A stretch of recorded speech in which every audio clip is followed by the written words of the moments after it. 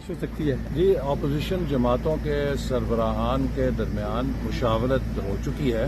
اور اس بات پر اصولی اتفاق رائے ہے کہ جلد از جلد تحریک عدم اعتماد کو پیش کیا جائے، چونکہ حکومت کی معاشی پالیسیاں، خارجہ پالیسیاں اور داخلی پالیسیاں پاکستان کے استحکام کے لیے بہت بڑا خطرہ بن چکی ہیں۔ حکومت کے پاس ماں سوائے میں نہیں چھوڑوں گا، یہ سب چور ڈاکو ہیں، میں این آر او نہیں دوں گا، کوئی پالیسی نہیں ہے۔ دن بدن پاکستان بین الاقوامی سطح پر تنہا ہو رہا ہے، عوام مہنگائی کی چکی میں پھنس رہے ہیں، نوجوان بے روزگاری کا شکار ہیں۔ حکومت سوائے تقریریں کرنے کے، سوشل میڈیا چلانے کے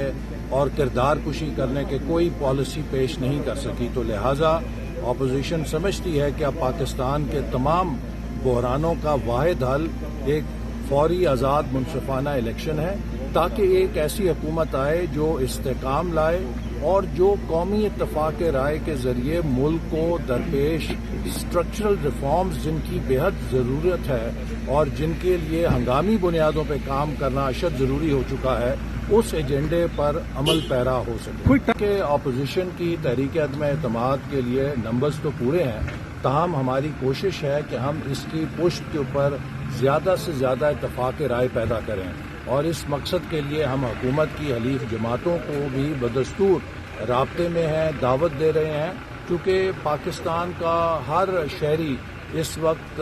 موجودہ صورتحال سے پریشان ہے، وہ تبدیلی چاہتا ہے اور وہ چاہتا ہے کہ اس نااہل حکومت سے نجات حاصل کی جائے۔ تو جو تھوڑا سا وقت لگ رہا ہے وہ اسی وجہ سے لگا ہے کہ ہماری کوشش تھی کہ ہم اس تحریک عدم اعتماد کو صرف اکثریت سے ہی نہیں بلکہ زیادہ سے زیادہ اتفاق رائے سے پیش کریں، اور میں ابھی امید کرتا ہوں کہ حکومت کی حلیف جماعتیں جنہوں نے عوام کے پاس ووٹ لینے کے لیے جانا ہے، وہ اس حکومت کے خلاف اپنا ووٹ دے کر خود کو عوام کے سامنے سرخرو کریں گی، کیونکہ یہ حکومت 152 ووٹوں کے ساتھ تو یوٹیوب پر گوگلی ٹی وی دیکھنے کے لیے youtube.com کی سرچ بار میں گوگلی ٹی وی ٹائپ کریں۔ گوگلی ٹی وی کے پیج پر سرخ رنگ کے سبسکرپشن والے بٹن پر کلک کرنا نہ بھولیے۔ یوٹیوب پر اپلوڈ ہونے والی ویڈیو سے باخبر رہنے کے لیے بیل آئیکن پر کلک کیجیے۔ آپ کو ہر نئی آنے والی ویڈیو کے بارے میں